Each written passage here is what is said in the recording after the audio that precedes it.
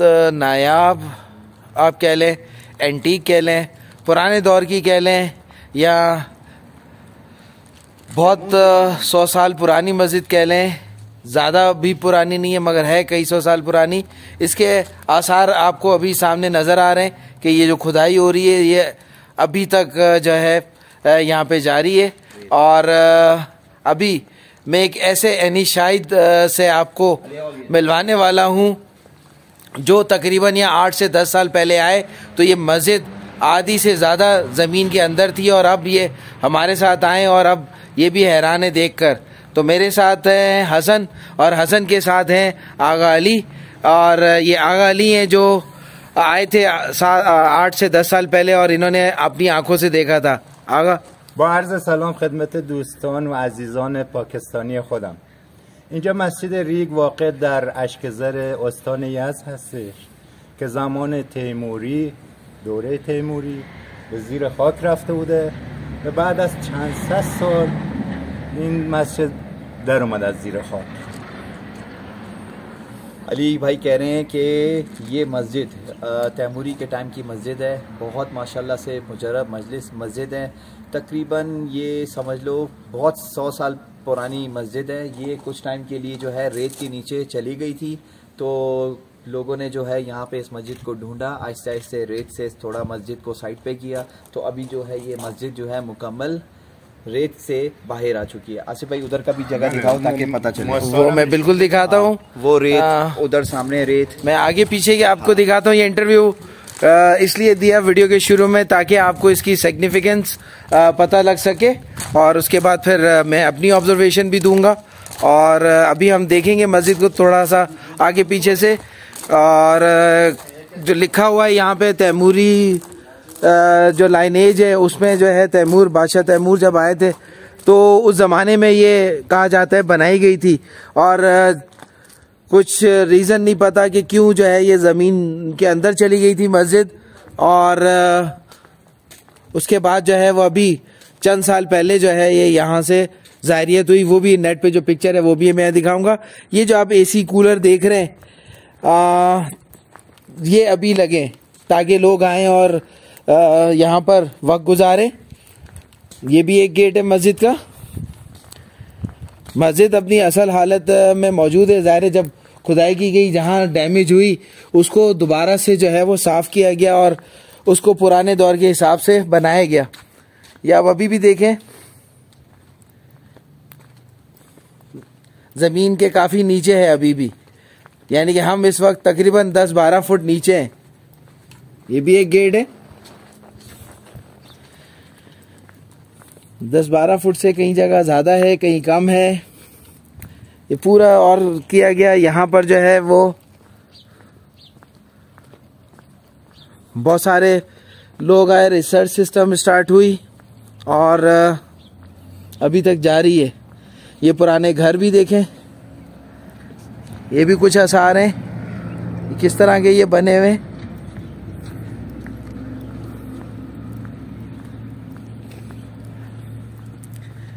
कुछ घर भी थे कदीमी जो साथ हैं। क्या हुआ कैसे हुआ ये देखें। पुरानी कंस्ट्रक्शन किस तरह की इमारत थी पहले इसके साथ।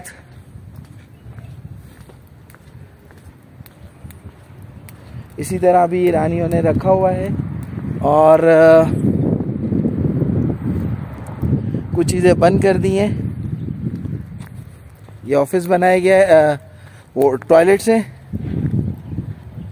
स्टेयर्स हैं और ये मस्जिद है। ज़ाहिर है इसको दोबारा से गारा वारा और ये सब चीज़ें करके जो है वो लोगों की इस काबिल किया गया है कि लोग आएँ और इस जगह को ज़ियारत करें। और ये नई कंस्ट्रक्शन है, शायद पुरानी के बेस पे बनाई गई है।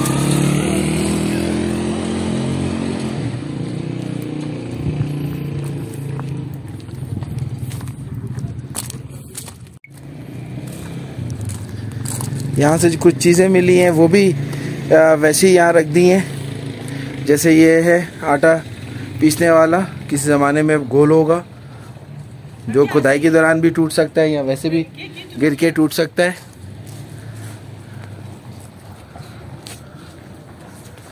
यहाँ पर जो है नाम जो है मस्जिद रेक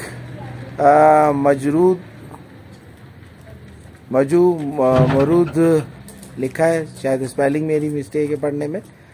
तैमूरी दौर की है और इसका यहाँ शुमार नंबर जो है वो लिखा हुआ है कि जो ईरानी आसार कदीमा वाले हैं उन्होंने भी जितनी भी चीज़ें इस तरह की डिस्कवर होती हैं उसको भी नंबरिंग दी है, मज़ारात को भी इन्होंने नंबरिंग दी हुई है। तो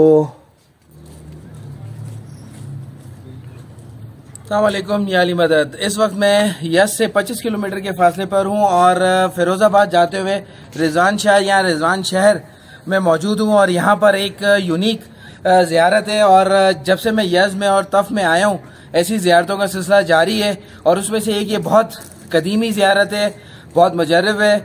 ये है मस्जिद रीक और इसका पुराना नाम जो था वो मौजू मर्द है और नया नाम जो है वो रिजवान शाह या रिजवान शहर कहा गया है। ये हुआ ये कि यहाँ पर ये जगह एक वक्त आया तैमूरी दौर में कि ये मट्टी का तूफान आया और मट्टी के तूफान ने जो है वो इस जगह को ज़मीन के अंदर ले गई, यानी कि ज़मीन जो है वो धंस गई और तूफान जो था ऊपर से कवर कर गया, यानी कि रेत आ गई। और इसीलिए मस्जिद रेक जो है वो रेक मतलब ज़र्रे है, मट्टी है और उस मतलब ये होता है कि मस्जिद जो है वो ज़मीन बोस है, यानी कि ज़मीन के नीचे वाली मस्जिद, यानी कि रेत के नीचे वाली मस्जिद है।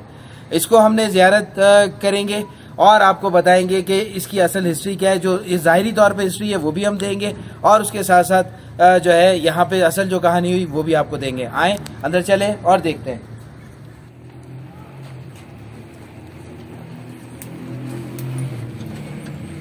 अंदर दाखिल होते हैं मस्जिद के और एक अंदर अलग ही यहाँ पर है, ये देखें ज़मीन बोस मस्जिद और उसकी यहाँ पे कंस्ट्रक्शन देखें। ये जी यहाँ पे छोटा सा म्यूज़ियम सा बना हुआ है और हिस्ट्री के साथ है और यहाँ आपको दिखाता चलूँ। ये खुदाई के दौरान ये चीज़ें भी मिली हैं और इसको देखते हैं। ये कुछ स्टोन्स हैं, पत्थर हैं, कुछ इबारत लिखी हुई मिली है और ये कुरान भी मिला है और इसको ऊपर से देखते हैं।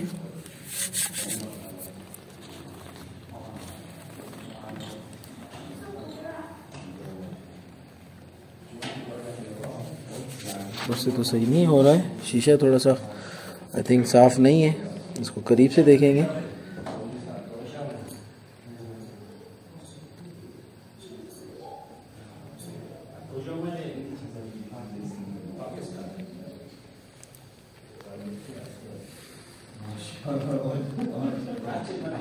तस्वीर भी बनी मिली है, ये देखें, और साथ में कुरान है। इसी के साथ साथ और भी ये चीज़ें मिली हैं पुरानी, जिसमें कैतली भी है और बॉल आप कह लें या पानी पीने का कह लें। इसी तरह ये भी कुछ मिला है यहाँ।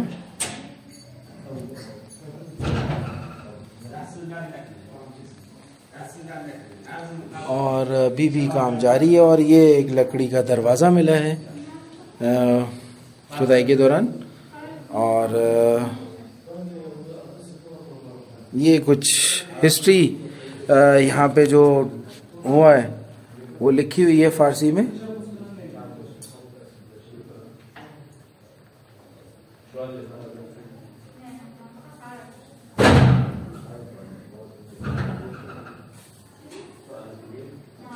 और यहाँ पे कुछ कब्रें भी मिली हैं और पुरानी शक्ल मस्जिद की ये मिली है। इसको खोदा गया तो बाकी चीज़ें मिली।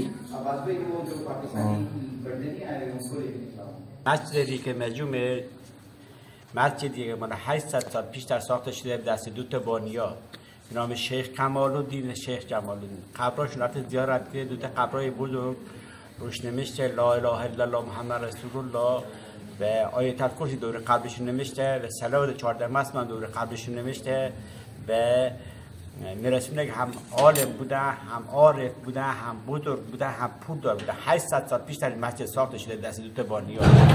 800 سال پیش در بانیا پولدار بوده در مسجد درست کردن و عالم و عارف بودن که قبرشون بعد از مرگشون کاشیکاری کردن. کاشیش مال 750 سال بیشتره. به لا اله الا الله محمد رسول الله نوشته و آیت الکرسی 4 دورش نوشته و صلوات 14 مسمن دورش نوشته. مسجد 800 سال پیش ساخته شده وسط آبادی بوده، تو شهری بوده به نام شهر اسفندجس. این شهر کل شهر گودلی قرار گرفته بوده و در معرض ریگ و طوفان بوده. با طوفان میاد ریگ میاد، خونه مردم ریگ میرفته. کم کم مردم خونه‌هاشون جا میشتن میرفتن و کم کم ریگ پیشروی کرده. حالا 100 سال 200 سال 300 سال تا 500 سال احتمال داره ریگ پیشروی که مسجد هم در معرض ریگ قرار گرفته و 4 دورش ریگ گرفته. بار اومد سقف ارتفاعی خراب شده، مردم ها دورش خلوت کردن، ریگ رفته توش پر شده. فقط چیزی که مونده بوده از مسجدی که گنبد زمین مونده بوده به نام مسجد ریگ بوده. تا 31 سال پیشتر این گنبد مردم به نام مسجد میشناختن. از آبادی تا اینجا 1 کیلومتر ریم بسی تو ریگ بدون بیا تا برسن به مسجد. این مسجد همیشه به نام مسجد ریگ میشناختن، نه گفتن آهنبر سرایی یا گنبد سرایی بوده تا 31 سال پیشتر. 31 سال پیشتر عکس یه صوفه بنده به نام سید حسین هاشمی نمیشه احیا کننده مسجد. سید حسین هاشمی 31 سال پیشتر سرطان خون میگیره، مریض میشه و در مریضش خواب میره. خواب ببینه که بهش میگن برو مسجد ریگ دعای کمیل بخون. وقتی که بچه‌ها میگه من خواب دیدم برید مسجد ریگ دعای کمیل بخونه، میگن آقا این مسجد بیابونه، تاریکه، فرش نداره، هیچ امکاناتی نداره، آب نداره، برق نداره، مشکله. حالا یک شب بره رفت خواب بره. بچه‌ها رو فرش برمیدن و پیکنیک بعد 4-5 تا میاد شب جمعه دعای کمیل میکنن. هفته بعد می‌خواستم بخونن، گفتن که مشکله، تاریکه، بیابونه خلاص. رفتن اداره بق تقاضا کنن بق بکشن تو مسی روشن بشه و 4 دور مسجد هم روشن شه، یه فضا روشن شه میشه دعا بکنید. وقتی چاله تیر بق کندن من نزدیکای مسجد بر مسجد که چارکان رفته پایین تک چارگ رسیدن، تک چالشو خش در اومده. گفتن زمینی دیواره. وقتی که من شروع کردم به خاک برداری که از بالای زمین تا کف مسجد 5.5 متر خاک بوده. همه محبته. 1 سال و 7 ماه مردم مجموعه بدن همت کردن بشه دست و گاب و خر و فرق و اونا 1 سال و 7 ماه شده کل خاک برداری کردن. وقتی خاک برداری کردن به کف رسیدن همه ستونا زیر لیکرمه سالم میده. گفتم مسجدش بزرگه، ستوناش هم سالمه، نقشش هم قشنگه. بند و استا اردن و بنه کردن روش چیندن به سقف بزن به این صورت در اومده. وقتی که مسجد به این صورت در اومده پشت مسجدم وقتی خاک برداری کردن به کف رسیدن 23 تا قبر در اومده. 23 تا قبر 3-4 تا قبر بچهه و 3-4 تا قبر زنه. قبر لشک داره، قبر زنه و باقی قبراش هم قبر 4 گوشاش هم قبر پهن داریم، باریک داریم، کوتاه داریم، بلند داریم. بیشتر قبراش یک اندازه نیست، همش مختلفه باشه. اینا ایشون نیست قبر کیه این 23 تا قبر. اول که زیریک در مردم نه زیارت میکردن میرفتن، خیلیا و اگشتن گفتن ما خواب دیدیم اینا سادات هستن، نه تو چه صاحب میخوایدن میکسر رو قبرها سید بودنشو خواب دیدن اینا سادات هستن. احتمال داره اینا شهید هم باشن. چرا؟ احتمال داره اینا 700-800 سال پیشتر از مدینه گروهی بوده از مدینه حرکت کردن برن مشهد پیش امام رضا، چون جاده اولش هم اینور بوده برن پیش امام رضا. اینجا رسیدن فهمیدن که سادات و بچهای موسی بن جعفر هستن، احتمال داره کشته شده باشن، زن و بچه و کوچیک و بود و خالد شهید شده باشن. احتمال سوم احتمال داره امام زاده هم بسن. چرا؟ حالا 31 سال زیر خاک در اومده، حق اومده اینجا حاجت روا شده، فلج اردن اینجا شفا بده که سراتونی اردن اینجا درس کده، نماز خوندن، دعا کدن، خوب شده. خیلی بودن اولاد نداشتن، از 7 سال تا 20 سال اولاد نداشتن، از دوا و دارو خسته شدن، اومدن اینجا متوسل شدن، نرزی آوردن، نرز کردن و نماز خوندن، دعا کردن، دعاشون و نرزشون قبول شده و بعد 20 سال 18 سال 12 سال 8 سال 9 سال اولاد دار شدن و حق اومد اینجا اولاد دار شده و حاجت روا شده. شما ان شاء الله همه حاجت روا باشید ان شاء الله. बहुत खूबसूरत इसको जो है वो रेनोवेट किया है अपने हिसाब से थोड़ा इमारत वही रहने दी है और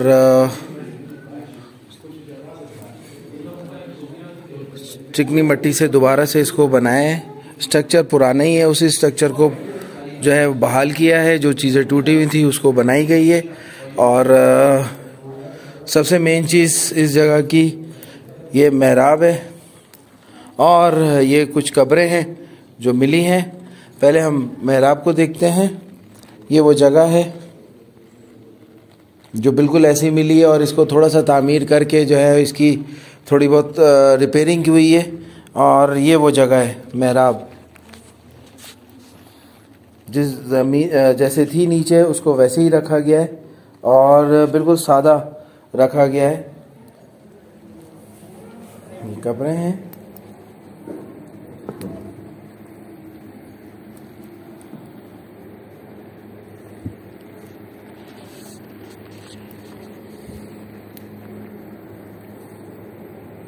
और एक कब्र वो भी है।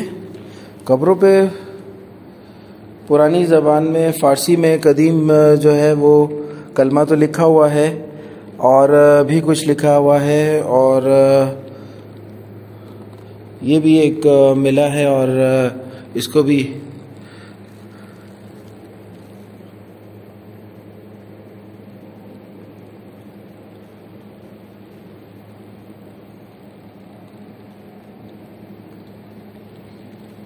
ये इसकी आई थिंक के प्रॉपर लिखाई है जो ओरिजिनल फॉर्म में है और ये बाद में उसको लिखा गया है। पे भी कब्रें हैं बहुत सी और इन पे भी मेरे ख्याल से कुछ लिखा हुआ नहीं है। और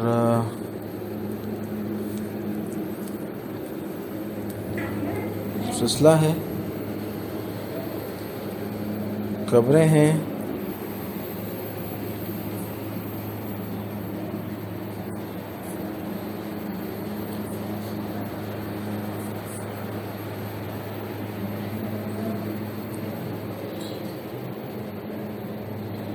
इस तरह आगे भी हैं।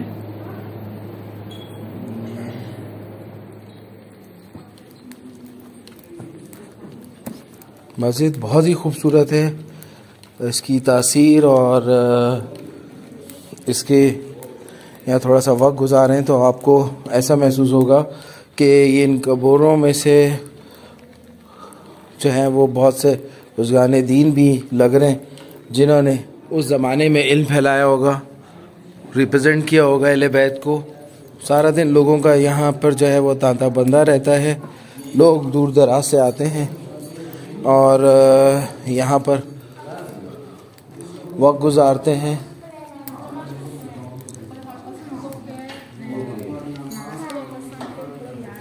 कैसे ठीक ठाक हैं आप लोग सब? मेरा नाम हसन है। मैं अज़द भाई के वसीले से आप लोग को इस मस्जिद के बारे में कुछ बताना चाहता हूँ। ये मस्जिद जो है तकरीबन 800-900 साल पुरानी है। इसके बानी एक बाप और बेटा थे। इसमें बानियों शेख कमालुद्दीन, शेख कमालुद्दीन और शेख जमालुद्दीन जिन्होंने ये मस्जिद यहाँ पे बनाई। वो जब ये मस्जिद बनाते हैं, ये मस्जिद एक शहर के बीच में होती है जहाँ पे लोगों का आना जाना होता है। तो यहाँ पे एक रेत का तूफान आना आहिस्ते आहिस्ते कुछ टाइम के लिए शुरू हो जाता है। तो लोग जो है यहाँ के आगे पीछे के जो लोग हैं वो यहाँ पे थोड़ा थोड़ा अपना घर छोड़ के जाने लगते हैं। लेकिन ये मस्जिद यहीं पे रहती है। वो जो बाप और बेटा होते हैं वो भी इस रेत के तूफान में वो ये मस्जिद छोड़ के नहीं जाते हैं। वो ये रेत के तूफान में यहीं मस्जिद के पीछे उनकी कब्र है, वो यहीं पे रह जाते हैं, मस्जिद को छोड़ के नहीं जाते हैं। ये मस्जिद तकरीबन 400-500 साल रेत के बीच में रहती है। फिर एक पेशेंट होता है, उसको कैंसर होता है दिमाग का, वो हॉस्पिटल में होता है। उसको ख्वाब आता है कि तुम इस मस्जिद में जाके दुआए कुमेल पढ़ो, तुम्हें शफा नसीब होगी। तो वो जब तहकीकात करता है बोलता है कि भाई यहाँ पे एक ऐसी मस्जिद है। तो जब यहाँ पे आते हैं तो देखते हैं यहाँ पे सिर्फ और सिर्फ रेत के नीचे एक मस्जिद का गुंबद नज़र आ रहा है। तो वो इलेक्ट्रिक सिटियों के पास जाता है। वो बोलता है कि मुझे यहाँ पे लाइट वाइट लगानी है, मेरे को यहाँ पे मस्जिद में दुआए कुमेल पढ़नी है। तो जब KFC वाले आते हैं यहाँ पे मस्जिद के आगे पीछे लाइट वाइट लगाने के लिए, तो जब लाइट लगाते हैं खोदने के लिए तो देखते हैं ये दीवार की सुतूनें हैं। तो फिर उस टाइम से इसको मस्जिद को 35-40 साल पहले इस मस्जिद को ज़मीन के नीचे से आहिस्ते आहिस्ते आहिस्ते खोद खोद के निकाला गया। फिर यहाँ पे इस मस्जिद की दोबारा से नई तरीके से कंस्ट्रक्शन शुरू की गई। अभी बहुत से लोग इस मस्जिद में आते हैं, सेहतियाब हो रहे हैं, शफा पा रहे हैं। ये भी जो है इस मस्जिद के खादिम है। 4 साल यहाँ से 4-5 साल से इस मस्जिद के खादिम है। जो भी यहाँ पे आता है उसको रहनुमाई करते हैं, इस मस्जिद के बारे में पूरी डिटेल उनको बताते हैं। मौला इनको सलामत रखे। और पीछे कच्ची कब्रें हैं, हाँ वो किन की है भाई? वो 25 से 23 बंदों की कब्रें हैं। वो इस जब पता लगाया गया कि ये कब्रें किसकी हैं तो वहाँ पे पता चला कि वो जो है کی گفته که شهادت نصیب شدن اینا خوابیدن، مردم خوابیدن سادات هستن. مردم پاچه سرد میکشن رو قبرشون.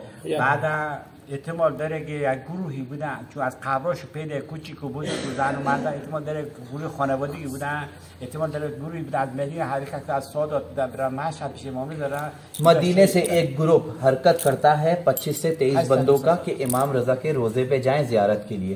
तो शायद रिवायत ये कहती है कि जब तूफान आता है तो वो इस तूफान में यहाँ पे मस्जिद में थे, तो उस चक्कर में वो भी इस मस्जिद के अंदर शहीद हो गए। इस वजह से उनकी कब्र जो है वो यहाँ पे बनाई गई है भाई। मे भी कि उनमें कोई इमामजादा भी हो। बिल्कुल, क्योंकि जो भी यहाँ पे आता है मरीजों के ख्वाब में बताया गया है कि ये इमामजादे लोग के उसमें से थे। वो जब यहाँ पे आते हैं उनकी कब्रों पे जाते हैं, दुआएं मांगते हैं। बहुत सारे लोग उनकी कब्रों से भी सेहतियाब, इस मस्जिद से भी सेहतियाब हो रहे हैं सब भाई। 31 ईयर्स हो गए। जो यहाँ पे आया है वो खाली हाथ इस दर से वापस नहीं गया। थर्सडे और फ्राइडे यहाँ पे दुआए कुमेल और दुआए तवस्सुल यहाँ पे होता है। तो कहानी आपने यहाँ की सुनी, क्योंकि हर ज़ाहिरी चीज़ के पीछे कुछ ना कुछ मालूमात छुपी हुई होती है। आपकी ज़िंदगी की भी कुछ कहानी है, मेरी ज़िंदगी की भी है। इस तरह हम कोई भी जगह भी जाएं, कोई चीज़ भी बनाएं तो उसके पीछे कुछ ना कुछ मकसद होता है। जो मुझे यह समझ में आया, जो यहाँ पे फीलिंग आई, वो वीडियो के बीच में भी मैंने कुछ बोला और अभी कुछ पिक्चर क्लियर हुई, उसको भी मैं आपको बताता चलूँ। यहाँ पे कोई इमामजादे हैं जो नामालूम है, जो यहाँ पे मदफूम है अहले बैत में से, और ख्वाब में आकर बताना और बाप बेटे का यहाँ पे एक मस्जिद बनाना, ये एक पूरी कहानी है जो स्टेप बाय स्टेप चली है। और जैसे कि मैं आपको बोल रहा था कि बाप बेटे का यहाँ बनाना और 2 से 3 कब्रें जो है वो अलग से होना और बाकी कब्रें एक साथ होना, यानी कि चंद फासले पर, ये एक मिस्ट्री है और यहाँ के लोगों ने काफ़ी हद तक तो डिस्कवर कर लिए। मुझे उम्मीद है कोई ऐसा अहले नज़र आएगा जब वो इनकी शनाख्त भी करेगा और इनके बारे में भी बताएगा। यहाँ पर अहले बैत की मौजूदगी ही जो है वो दुआए कुमैल जिस तरह पढ़ी गई और उस बंदे को ख्वाब में आया और वो उसने आके यहाँ पे दुआए कुमैल पढ़ना शुरू की और यहाँ पे हर जुमेरात और जुम्मे को दुआए कुमैल होती है। तो बाहर जो हमने हिस्ट्री दी और अंदर जो हिस्ट्री है वो टोटली डिफरेंट हिस्ट्री है और कहानी का रुख जो है वो लम्हा ब लम्हा चेंज होता जा रहा है। और यहाँ पे मैं आपको बताता चलूँ, फीलिंग जो है वो अहले बैत की है यहाँ पर। और जब यहाँ पर आते हैं तो यहाँ पर ऐसा मालूम होता है कि जैसे ये लोग जो है यहाँ कई दिन जो है यहाँ पर रहे और आहिस्ता आहिस्ता जो है वो इस दुनिया फानी से वो जाते गए। जो जाता गया, जो जिंदा था वो उसकी कब्र बनाता गया और इस तरह जो है वो ये कब्रें बनी। और जो आखिर में रह गया उसका क्या हुआ ये अहले नज़र ही कोई बताता जाएगा। मेरी अकल तो इतना काम करती है। और यहाँ पर जो आपको आएंगे फीलिंग होगी और ये जो जगह जो है वो बहुत मुजर्रब जो बोली जाती है वो इसीलिए बोली जाती है कि यहाँ जब से लोगों का आना जाना शुरू हुआ है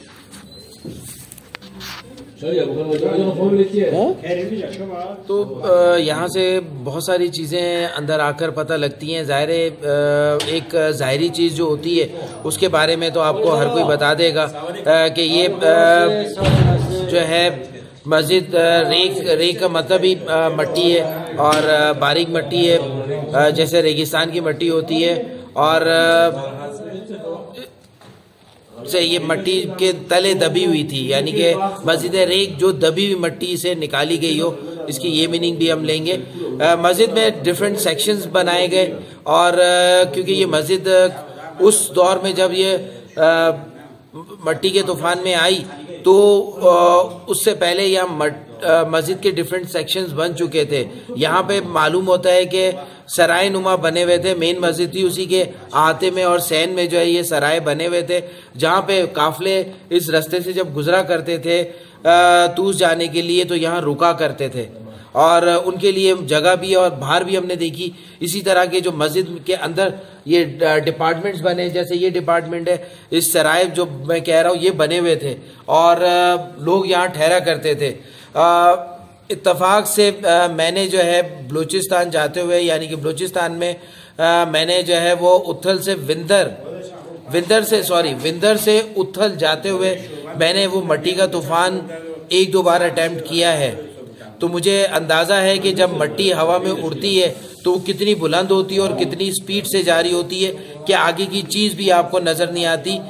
तो मैं वो अटेम्प्ट कर चुका हूँ। अगर इस तरह का तूफान हो और ज़ाहिर एक मस्जिद है, सहन है, आहिस्ता आहिस्ता वो मट्टी भी ज़ाहिर ट्रैवल करती है, हवा के साथ भी करती है और ज़मीन से भी मट्टी जो है वो हवा उसको उड़ा रही होती है। तो इस तरह करते करते जहाँ स्पेस मिलेगी मट्टी जो है वो बढ़ती चली जाएगी और ज़ाहिर इस तरह एक वक्त आएगा कि जितनी उसका लेवल है वो उस पर चली जाएगी या उससे ऊपर चली जाएगी, क्योंकि रेगिस्तान में होता ही यही है कि मट्टी का जो पहाड़ या चोटी बनी होती है वो एक वक्त में है और थोड़े वक्त में हवा चलेगी वो गायब हो जाती है। तो इस तरह ये हो सकता है कि कई सौ साल जो है वो ज़ेर ज़मीन रही और क्योंकि यहाँ पे अहले बैत मदफूम है और जब उस बंदे का ताल्लुक में भी कि किसी सादात घराने से हो सकता है या उनकी खिदमत गुजार खानदान से हो सकता है, तो उन्होंने जो है वो यहाँ पर उसको ख्वाब की शक्ल में जो है वो जगह दिखाई और कहा कि यहाँ आकर दुआए कुमैल पढ़ो।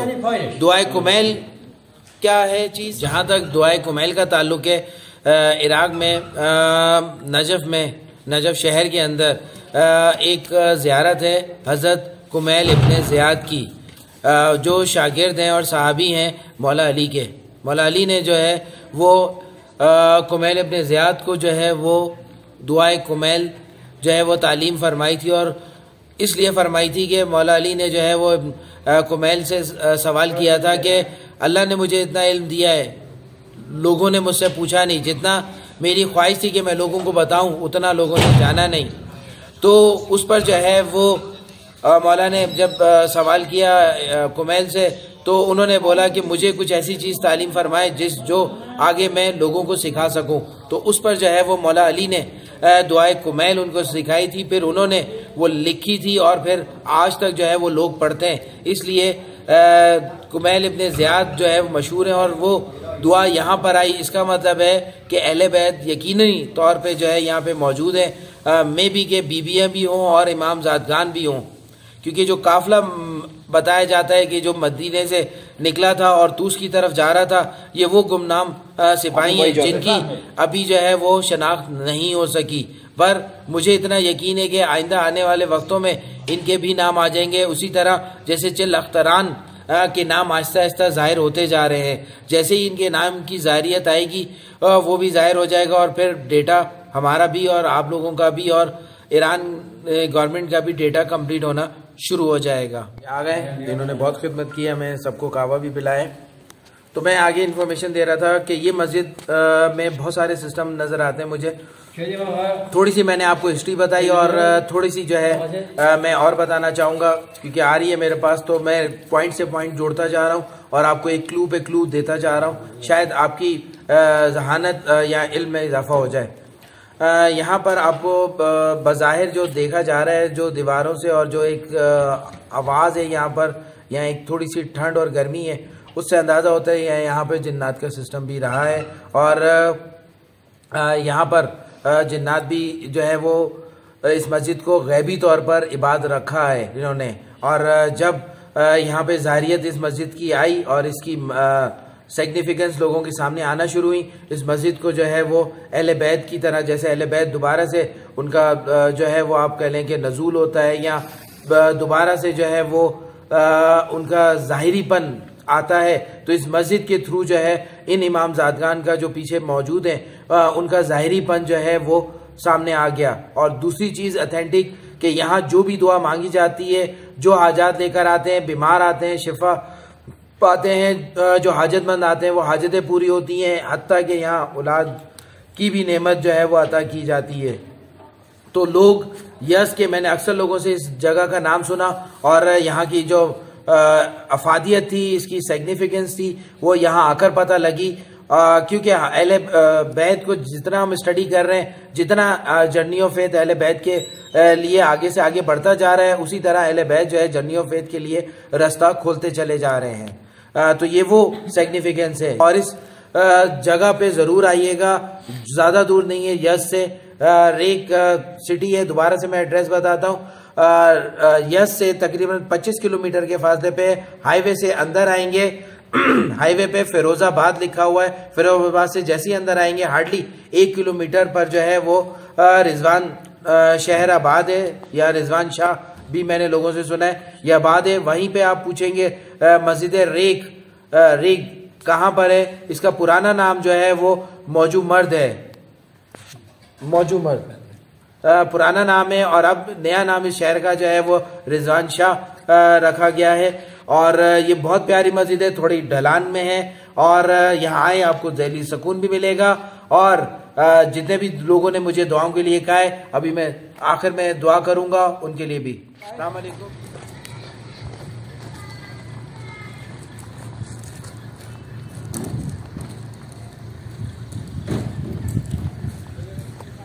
कहते हैं कि बहुत पुरानी और मस्जिद है, और यहाँ पर जो है वो बहुत से ऐसे लोग आए और जिन्होंने यहाँ पर जो है वो तारीख रकम की।